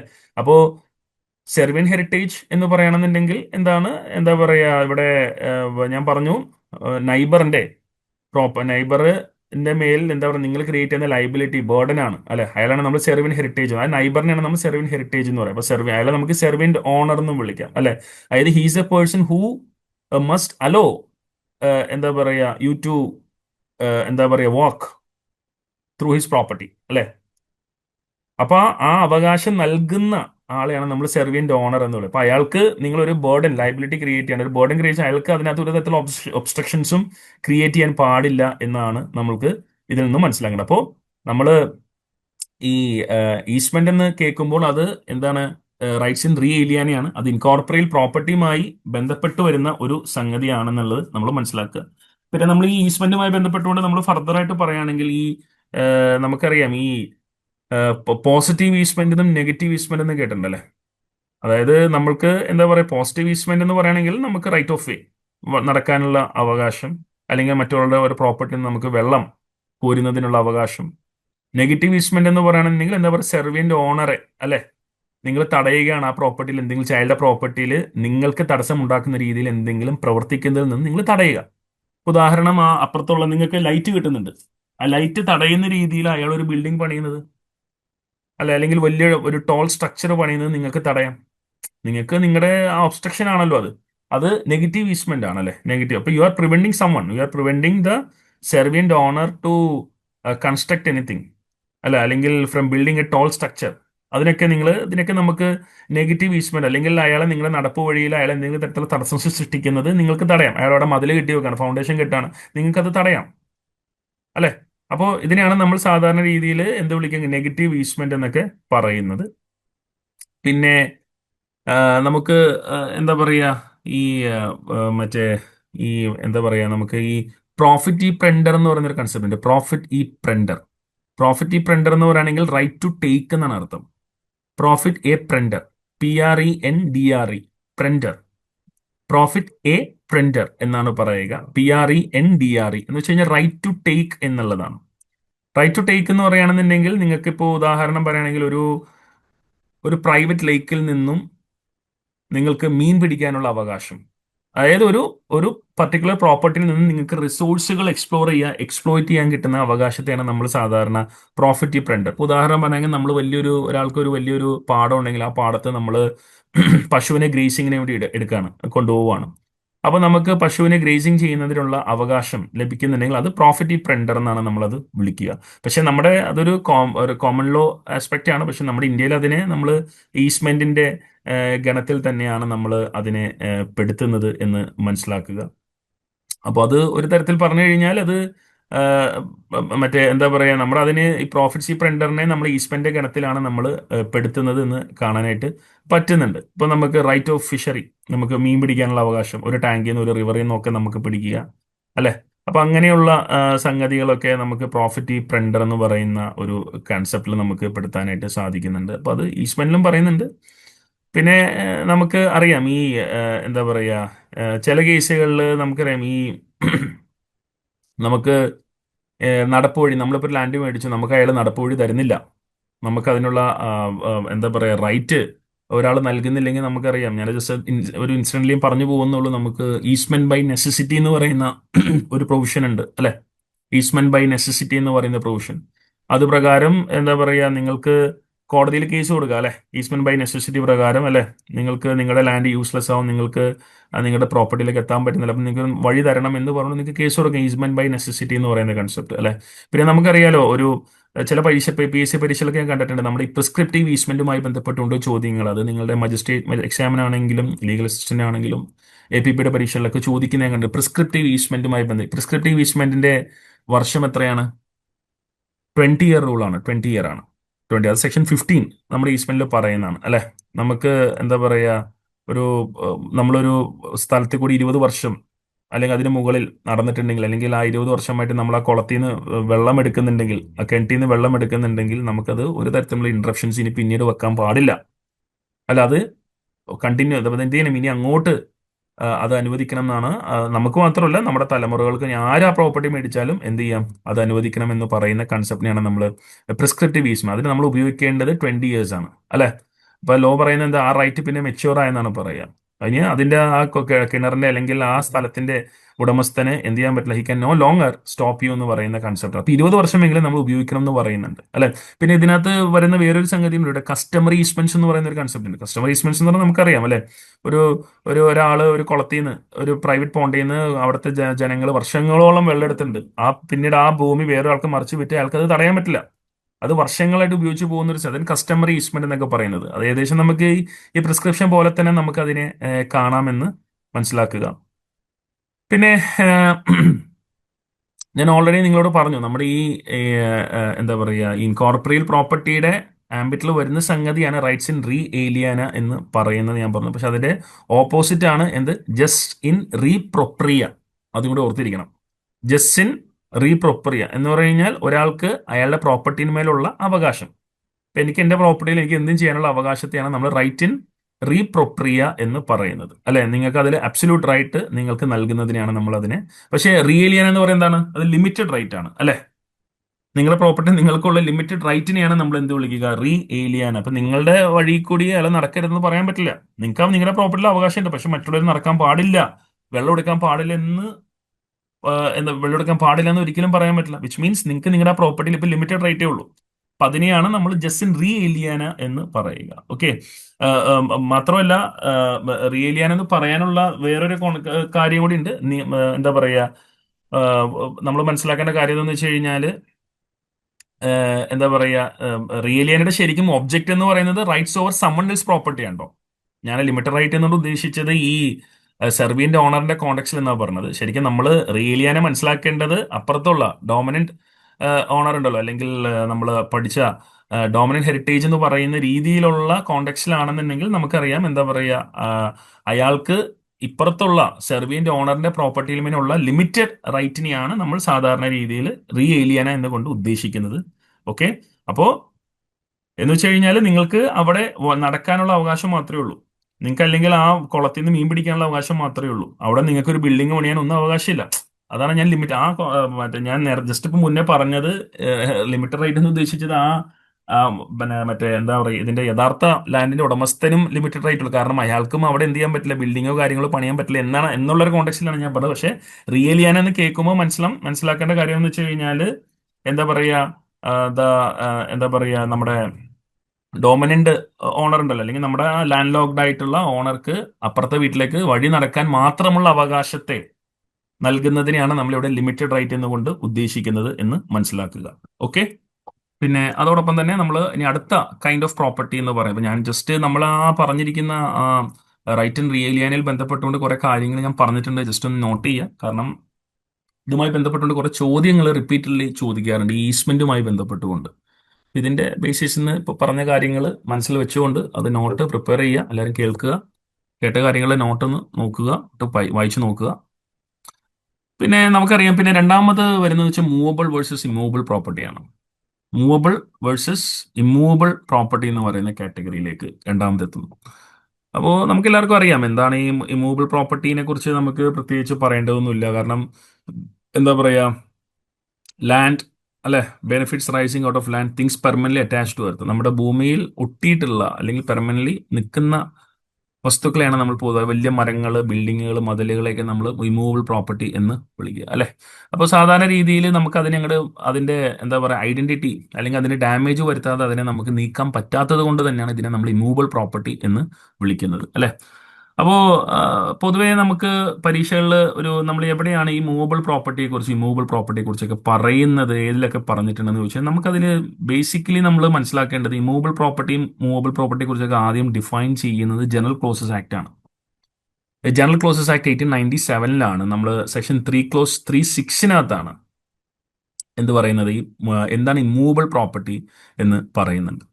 Section 3 clause 3(6) okay. അപ്പോ മറ്റേ അത് ശരിക്കും 3 clause 3(6) ശരിക്കും എന്താ പറയുക, മൂവബിൾ പ്രോപ്പർട്ടിയെ കുറിച്ചാണ് പറയുന്നത്. ശരിക്കും ഇമൂവബിൾ പ്രോപ്പർട്ടിയെ കുറിച്ച് പറയുന്നത് 3 clause 2(6) 3 clause 2(6) എന്ന് പറയുന്നത് ഇമൂവബിൾ പ്രോപ്പർട്ടിയെ കുറിച്ച് പറയുന്നത്. ശരിക്കും ഞാൻ നേരത്തെ പറഞ്ഞു 3 clause 3(6) മൂവബിൾ പ്രോപ്പർട്ടിയെ കുറിച്ചും 3 clause 2(6) പറയുന്നത് ഇമൂവബിൾ പ്രോപ്പർട്ടിയെ കുറിച്ചുമാണെന്നുള്ളത് മനസ്സിലാക്കുക. പിന്നെ അതിനുശേഷം നമുക്കറിയാം നമ്മുടെ രജിസ്ട്രേഷൻ ആക്ടിനകത്ത് സെക്ഷൻ 2 clause 9 രജിസ്ട്രേഷൻ ആക്ടിനകത്ത് നമ്മൾ എന്ത് ചെയ്യുന്നുണ്ട്, ഇവിടെ മറ്റേ മൂവബിൾ പ്രോപ്പർട്ടി എന്താണെന്നുള്ളത് രജിസ്ട്രേഷൻ ആക്ടിൽ 2 clause 9 പറയുന്നുണ്ട്, അല്ലെ. എന്നാൽ എന്താ പറയുക, മറ്റേ എന്നാൽ നമ്മൾ പിന്നീട് നമുക്ക് ട്രാൻസ്ഫർ ഓഫ് പ്രോപ്പർട്ടി ആക്ടിനകത്തും നമ്മൾ എന്ത് മൂവബിൾ പ്രോപ്പർട്ടിയെ കുറിച്ച് ഡിസ്കസ് ചെയ്യുന്നത് നമുക്ക് കാണാനായിട്ട് സാധിക്കുന്നുണ്ട്. പിന്നെ മൂവബിൾ പ്രോപ്പർട്ടിയുമായി ബന്ധപ്പെട്ടുകൊണ്ട് നമുക്കറിയാം, അല്ലെ, മൂവബിൾ പ്രോപ്പർട്ടിയുമായി ബന്ധപ്പെട്ടുകൊണ്ടും നമുക്ക് ഈ പറഞ്ഞിട്ടുള്ള എന്താ പറയുക, ഈ മറ്റേ സെയിൽ ഓഫ് ഗുഡ്സും പോട്ടെ, നമ്മുടെ ഈ പറഞ്ഞിട്ടുള്ള ജനറൽ ക്ലോസസ് ആക്ടിനകത്ത് എന്ത് ചെയ്യുന്നു 2 clause 3(6) പറയുന്നുണ്ട്, രജിസ്ട്രേഷൻ ആക്ടിനകത്തും പറയുന്നുണ്ട്. പിന്നെ നമ്മുടെ മൂവബിൾ ഗുഡ്സ് എന്താ പറയുക, മൂവബിൾ പ്രോപ്പർട്ടി എന്ന് പറയുന്ന കൺസെപ്റ്റിനെ കുറിച്ച് എന്ത് ചെയ്യുന്നുണ്ട്, നമ്മുടെ സെയിൽ ഓഫ് ഗുഡ്സിന് ആക്ടിനകത്തും പറയുന്നുണ്ട്. പിന്നെ നമ്മുടെ ഇതിനകത്തും പറയുന്നുണ്ട്, എന്താണ് നമ്മുടെ സെയിൽ ഓഫ് ഗുഡ്സിന്റെ ആക്ടിനകത്ത് ഗുഡ്സ് എന്ന് പറയുന്ന കാറ്റഗറിക്കകത്ത്, കാരണം സെയിൽ ഓഫ് ഗുഡ്സിനകത്ത് മൂവബിൾ ഗുഡ്സിനെ കുറിച്ച്, മൂവബിൾ ഗുഡ്സിന്റെ ഇടപാടുകളെ സംബന്ധിച്ച് ഡിസ്കസ് ചെയ്യുന്ന, അതിന്റെ വിൽപ്പനയുമായി ബന്ധപ്പെട്ടുകൊണ്ട് ഡിസ്കസ് ചെയ്യുന്ന നിയമമാണല്ലോ മറ്റേ സെയിൽ ഓഫ് ഗുഡ്സ് എന്ന് പറയുന്നത്. അപ്പൊ അതിനകത്ത് ഗുഡ്സ് എന്താണെന്നുള്ളത് പറയുന്നത്, ആ ഗുഡ്സിനകത്ത് മൂവബിൾ പ്രോപ്പർട്ടിയെ കുറിച്ച് കൃത്യമായിട്ട് ഡിസ്കസ് ചെയ്യുന്നത് കാണാൻ സാധിക്കും. പിന്നെ നമുക്ക് അടുത്ത ഒരു കൺസെപ്റ്റ് എന്ന് പറയുന്നത് റിയൽ വേഴ്സസ് പേഴ്സണൽ പ്രോപ്പർട്ടി എന്ന് പറയുന്ന കൺസെപ്റ്റാണ്. റിയൽ വേഴ്സസ് പേഴ്സണൽ പ്രോപ്പർട്ടി എന്ന് പറയുന്ന കൺസെപ്റ്റ്. അപ്പോൾ സാധാരണ രീതിയിൽ നമ്മൾ ഈ റിയൽ വേഴ്സസ് പേഴ്സണൽ പ്രോപ്പർട്ടി എന്ന് പറയുകയാണെന്നുണ്ടെങ്കിൽ, ശരിക്കും നമ്മൾ റിയൽ വേഴ്സസ് പേഴ്സണൽ പ്രോപ്പർട്ടി നമുക്കറിയാം ഒരു ഇംഗ്ലീഷ് കോമൺ ലോ കൺസെപ്റ്റ് ആണ്. ഓക്കെ, അതായത് റിയൽ പ്രോപ്പർട്ടി എന്ന് പറയുന്നത് historically if you are dispossessed you could bring a real action to recover the property itself. This is almost always land and buildings എന്നാണ് പറയുക. എന്ന് വെച്ച് കഴിഞ്ഞാൽ നമ്മളിതൊരു ഈ റിയൽ എന്നുള്ള വാക്ക് ശരിക്കും ഒരു ലാറ്റിൻ വാക്കാണ്. ലാറ്റിൻ വാക്ക് റെസ്സിൽ നിന്നുമാണ് റിയൽ എന്നുള്ള വാക്ക് വന്നത്. റിയൽ എന്ന് പറഞ്ഞാൽ തിങ് എന്നാണ് അർത്ഥം, അല്ലെങ്കിൽ റെസ് എന്ന് പറഞ്ഞാൽ തിങ് എന്നാണ് അർത്ഥം. അതായത് ഇവിടെ കോമൺ ലോ പറയുന്നത് വെച്ച് കഴിഞ്ഞാൽ നിങ്ങളെ നിയമവിരുദ്ധമായിക്കൊണ്ട് നിങ്ങളെ പ്രോപ്പർട്ടിയിൽ നിന്നും ഒരാൾ ഇറക്കി വിടാൻ ഡിസ്പോസസ് ചെയ്യുകയാണെന്നുണ്ടെങ്കിൽ നിങ്ങളെ ലാൻഡിൽ നിന്നും ലോ അവിടെ ഒരു റിയൽ ആക്ഷൻ കൊണ്ടുവരാണ്. അതായത് ആക്ഷൻ ഇൻ റെം കൊണ്ടുവരാം. എന്ന് വെച്ച് കഴിഞ്ഞാൽ എന്താ പറയുക, നിങ്ങൾക്ക് കോടതി നിങ്ങൾ കേസ് കൊടുത്തു കഴിഞ്ഞാൽ കോടതി എന്ത് ചെയ്യും, നിങ്ങൾക്ക് അതിന് പകരം പൈസയോ കോമ്പൻസേഷനോ അല്ല തരിക. നിങ്ങളെ എന്തിൽ നിന്നുമാണ് പുറത്താക്കിയത് അത് നിങ്ങൾക്ക് തിരിച്ചു തരികയാണ്. ആ റിയൽ തിങ് തന്നെ നിങ്ങൾക്ക് തിരിച്ചു തരുന്നതിനെയാണ് നമ്മൾ എന്ത് വിളിക്കുക, റിയൽ പ്രോപ്പർട്ടി എന്ന് വിളിക്കുക. ബിക്കോസ് ലാൻഡ് എന്നൊക്കെ പറയുന്നത് യുണീക്കാണ്, ഇമ്മൂവബിൾ ആണ്. അവിടെ എന്താ പറയുക, പൈസ എന്ന് പറയുന്നത് it cannot be considered as A sufficient substitute അല്ലേ. നിങ്ങളുടെ ഭൂമി നഷ്ടപ്പെട്ടതിന് പകരമായിക്കൊണ്ട് നിങ്ങൾക്ക് പണം നൽകിയിട്ട് കാര്യമില്ല, അതിന് നിങ്ങൾക്ക് ആ ഭൂമി തന്നെ തിരികെ നൽകുന്നതിനെയാണ് നമ്മൾ എന്ത് വിളിക്കുക, റിയൽ പ്രോപ്പർട്ടി എന്ന് കൊണ്ട് ഉദ്ദേശിക്കുന്നത് അല്ലെ. അപ്പോൾ ബിൽഡിംഗ് ആണെങ്കിലോ, നിങ്ങൾ ഒരു വീട്ടിൽ നിന്ന് ഇറക്കി വിട്ട് കഴിഞ്ഞാൽ ആ വീട് തന്നെ നിങ്ങൾക്ക് തിരിച്ചു തരാണ്, അല്ലാണ്ട് പകരം വേറെ വീട് തന്നാൽ നിങ്ങൾക്ക് മതിയാവില്ല അല്ലെ. ഇതിനാണ് നമ്മൾ സാധാരണ രീതിയിൽ റിയൽ പ്രോപ്പർട്ടി എന്ന് കൊണ്ടുവന്നത്. It's A common law principle ആണ്. എന്നാൽ പേഴ്സണൽ പ്രോപ്പർട്ടി എന്ന് പറയുന്ന കൺസെപ്റ്റ് അത് ചാറ്റൽസുമായി ബന്ധപ്പെട്ടുകൊണ്ടാണ്. അതായത് റിയൽ അല്ലാത്ത ഏതൊരു പ്രോപ്പർട്ടിയെയും നമ്മൾ പേഴ്സണൽ പ്രോപ്പർട്ടി എന്നാണ് വിളിക്കുക. ഇപ്പം നിങ്ങൾ ഉദാഹരണം, നിങ്ങളുടെ ഒരു കുതിരയെ ഒരാൾ മോഷ്ടിച്ചു, അല്ലെങ്കിൽ ഒരു കാറ് മോഷ്ടിച്ചു, അല്ലെങ്കിൽ നിങ്ങളുടെ വീട്ടിൽ നിന്ന് ഒരു ചെയറോ എന്തെങ്കിലും മോഷ്ടിച്ചു എന്ന് വിചാരിക്കുക, അല്ലെങ്കിൽ ഗോൾഡ് മോഷ്ടിച്ചു എന്ന് വിചാരിക്കുക. അപ്പോൾ ഒരു പക്ഷേ നിങ്ങൾക്ക് അതിന് വേണ്ടിയിട്ട് റിയൽ ആക്ഷൻ കൊണ്ടുവരാൻ പറ്റില്ല. ആ ആ കുതിര തന്നെ, ആ മാല തന്നെ നിങ്ങൾക്ക് തിരിച്ചു കിട്ടണം എന്ന് പറഞ്ഞുകൊണ്ട് ചിലപ്പോൾ നിങ്ങൾക്ക് അയാളെ പിടിക്കും, പക്ഷെ നിങ്ങൾക്ക് അതിന് പകരം കിട്ടുന്നുണ്ടാവും എന്തായിരിക്കും, പൈസ ആയിരിക്കും, കോമ്പൻസേഷൻ ആയിരിക്കും. അപ്പം നിങ്ങൾക്ക് ഇവിടെ ഒരു പേഴ്സണൽ ആക്ഷനെ കൊടുക്കാൻ പറ്റും. ഒരു ആക്ഷൻ ഇൻ പേഴ്സണാമാണ് ഇവിടെ നടക്കുക. നിങ്ങളുടെ പശുവിനെ മോഷ്ടിച്ചാൽ അത് വിറ്റ് കഴിഞ്ഞാൽ ചിലപ്പോൾ ആ പശുവിനെ തിരിച്ചു കിട്ടണമെന്നില്ല, അതിന് പകരം നിങ്ങൾക്ക് എന്ത് കിട്ടും, അതിന്റെ പണം നിങ്ങൾക്ക് എന്ത് ചെയ്യും, ഡാമേജസ് ആയിട്ട് കോമ്പൻസേഷൻ ആയിട്ട് തിരികെ കിട്ടുന്നുണ്ടെങ്കിൽ അതിനെയാണ് നമ്മൾ പേഴ്സണൽ പ്രോപ്പർട്ടി എന്നുകൊണ്ട് ഇവിടെ ഉദ്ദേശിക്കുന്നത്. അപ്പോൾ എന്താ പറയുക, അപ്പോൾ ഇതും ജസ്റ്റ് ഒന്ന് ഓർത്തിരിക്കുക. പിന്നെ നമുക്ക് അടുത്ത് പറയേണ്ട കാര്യമില്ല, എല്ലാവർക്കും അറിയാം, പബ്ലിക് വേഴ്സസ് പ്രൈവറ്റ് പ്രോപ്പർട്ടി എന്ന് പറയുന്ന കൺസെപ്റ്റ് അല്ലേ. പ്രൈവറ്റ് പ്രോപ്പർട്ടി എന്ന് പറഞ്ഞാൽ ഒരു വ്യക്തി ഓൺ ചെയ്യുന്ന പ്രോപ്പർട്ടിയാണ് നമ്മൾ സാധാരണ രീതിയിൽ പ്രൈവറ്റ് പ്രോപ്പർട്ടി എന്ന് വിളിക്കുന്നത്. അപ്പോൾ ആ പ്രോപ്പർട്ടിയിൽ അയാൾക്ക് എന്താ പറയുക, ഇഷ്ടമുള്ള രീതിയിൽ അത് ഉപയോഗിക്കാനും ഡിസ്പോസ് ചെയ്യാനും ഒക്കെയുള്ള അവകാശത്തെയാണ് നമ്മൾ പ്രൈവറ്റ് പ്രോപ്പർട്ടി. എന്നാൽ പബ്ലിക് പ്രോപ്പർട്ടി എന്ന് പറഞ്ഞാൽ രാഷ്ട്രത്തിന്റെ കസ്റ്റഡിയിലുള്ള, സ്റ്റേറ്റിന്റെ കസ്റ്റഡിയിലുള്ള പ്രോപ്പർട്ടിയാണ്, അല്ലാതെ പബ്ലിക് യൂസിന് മാത്രം. അതായത് parks, government offices, national highways, റോഡുകൾ, ഇതെല്ലാം പബ്ലിക് പ്രോപ്പർട്ടിയാണ് എന്നുള്ളത് നമ്മൾ മനസ്സിലാക്കുക. പിന്നെ നമുക്ക് അടുത്ത ഒരു കൺസെപ്റ്റ് എന്ന് പറയുന്നത്, നമുക്കറിയാം ഇവിടെ എന്താണ്, ടാഞ്ചിബിൾ ഇൻടാഞ്ചിബിൾ പ്രോപ്പർട്ടിയെ കുറിച്ചാണ് പറയുന്നത്. Tangible intangible property.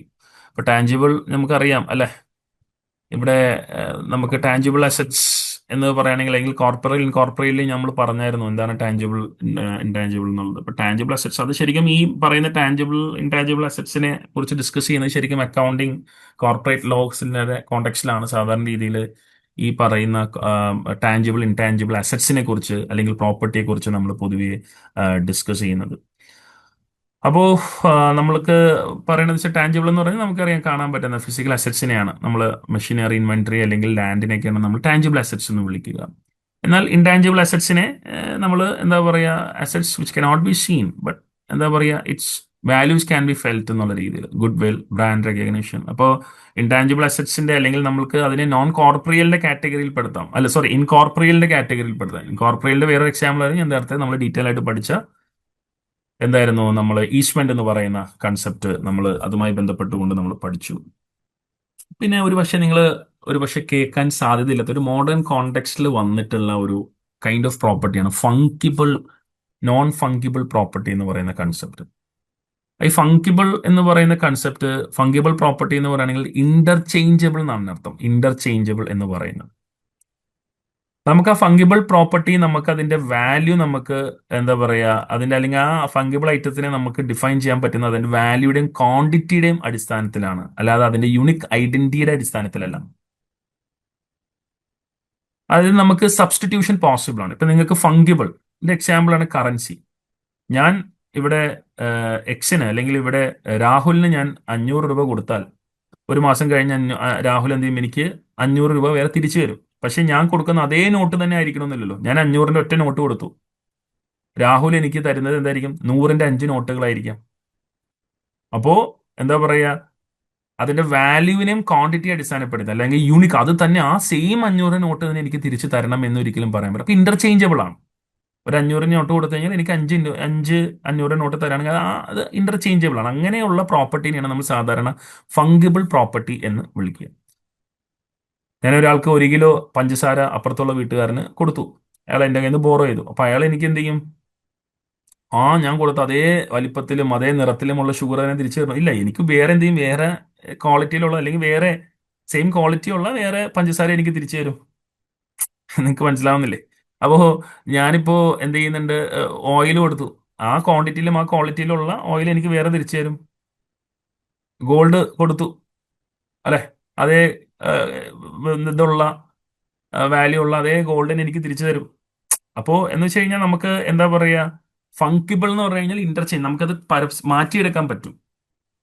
പക്ഷെ അതേ ക്വാണ്ടിറ്റിയിലും ക്വാളിറ്റിയിലും അതേ വാല്യൂവിലും നമുക്ക് തിരിച്ച് കിട്ടുന്നുണ്ടെങ്കിൽ അതിനെയാണ് നമ്മൾ എന്ത് വിളിക്കുക, ഫങ്കിബിൾ പ്രോപ്പർട്ടി എന്ന് വിളിക്കുക. എന്നാൽ ഇന്ന് നോൺ ഫങ്കിബിൾ പ്രോപ്പർട്ടി എന്ന് പറയുന്ന ഒരു കൺസെപ്റ്റ് ഉണ്ട്.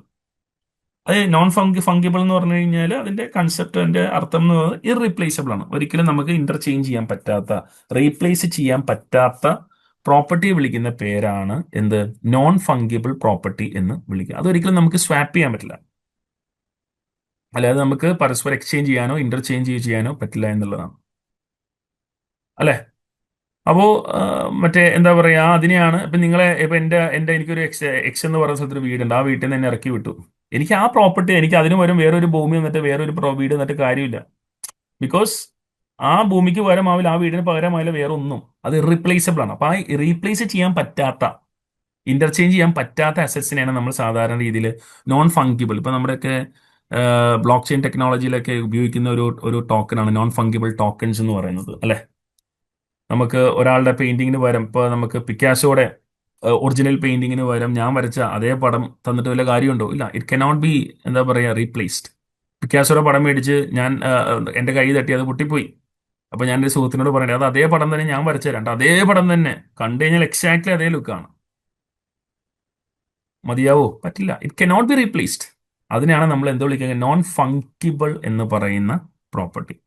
അപ്പൊ അത് ജസ്റ്റ് ഒന്ന് ഓർത്തിരിക്കാൻ, ഞാനത് നമ്മളിപ്പോ ഈ മറ്റേ എന്താ പറയുക, ഇപ്പൊ ഈ നമ്മുടെ ഇന്നത്തെ ഒരു കാലഘട്ടത്തിൽ പുതിയൊരു മോഡേൺ ടെക്നോളജി, മോഡേൺ കാലഘട്ടങ്ങളിൽ നമുക്ക് ഈ നോൺ ഫങ്കിബിൾ ടോക്കൺസ് അല്ലെങ്കിൽ നോൺ ഫങ്കിബിൾ പ്രോപ്പർട്ടിയുടെ കാലത്തിലൂടെയാണ് നമ്മൾ കടന്നുകൊണ്ടിരിക്കുന്നത്. ഇപ്പൊ നോൺ ഫങ്കിബിൾ ടോക്കൺസിന്റെ കാലഘട്ടത്തിലൂടെ, അതായത് ബ്ലോക്ക് ചെയിൻ ടെക്നോളജിയിലൂടെ നടക്കുന്ന ട്രാൻസാക്ഷൻസ്, അല്ലെ. ഇപ്പൊ നമുക്കറിയാം ബിറ്റ് കോയിൻ എന്ന് പറയുന്നത് ഫങ്കിബിൾ ആണ്. ഷെയർ എന്ന് അല്ലെങ്കിൽ നമുക്ക്, അല്ലെ, ബിറ്റ് കോയിൻ എന്ന് പറയുന്നത് ഫങ്കിബിൾ ആണ്. ഓക്കെ. പക്ഷേ ഒരു NFT നോൺ ഫങ്കിബിൾ ടോക്കൺ എന്ന് പറയുന്നത് എന്താണ്, ദാറ്റ്സ് എ നോൺ ഫങ്കിബിൾ ആണ്. അല്ല, നിങ്ങളൊരു സ്പെസിഫിക് ഫയൽ, നിങ്ങളൊരു സ്പെസിഫിക് പ്രോപ്പർട്ടി അതിനകത്ത് ബ്ലോക്ക് ചെയിനിൽ നിങ്ങൾ എന്ത് ചെയ്യാണ്, ഇടുകയാണ്. സോണോ. അപ്പോൾ നിങ്ങൾക്ക് വേറൊരാൾക്ക് അതിന്റെ കോപ്പി എടുക്കാം, പക്ഷെ അതേ സാധനം തന്നെ എന്താ പറയുക, അതിന്റെ ഒറിജിനൽ ഡിജിറ്റൽ റെസിപ്റ്റ് ലഭിക്കുന്നില്ല. അപ്പൊ അതുകൊണ്ട് തന്നെ നമ്മൾ നോൺ ഫങ്കിബിൾ ടോക്കൺസ്, അപ്പൊ ഞാൻ ജസ്റ്റ് ആ പ്രോപ്പർട്ടിയെ കുറിച്ചൊന്ന് പറഞ്ഞതേ ഉള്ളൂ. റീപ്ലേസ് ചെയ്യാൻ പറ്റാത്ത പ്രോപ്പർട്ടിയെ വിളിക്കുന്ന പേരാണ് നോൺ ഫങ്കിബിൾ. റീപ്ലേസ് ചെയ്യാൻ പറ്റുന്ന പ്രോപ്പർട്ടിയെ വിളിക്കുന്ന പേരാണ് എന്ത്, ഫങ്കിബിൾ പ്രോപ്പർട്ടി എന്നുള്ളത് മനസ്സിലാക്കുക. അപ്പൊ ഇത്രയുമാണ് നമ്മൾക്ക് എന്താ പറയുക, കൈൻഡ്സ് ഓഫ് പ്രോപ്പർട്ടിയുമായി ബന്ധപ്പെട്ടുകൊണ്ട് നമുക്ക് പഠിക്കാനുള്ളത്.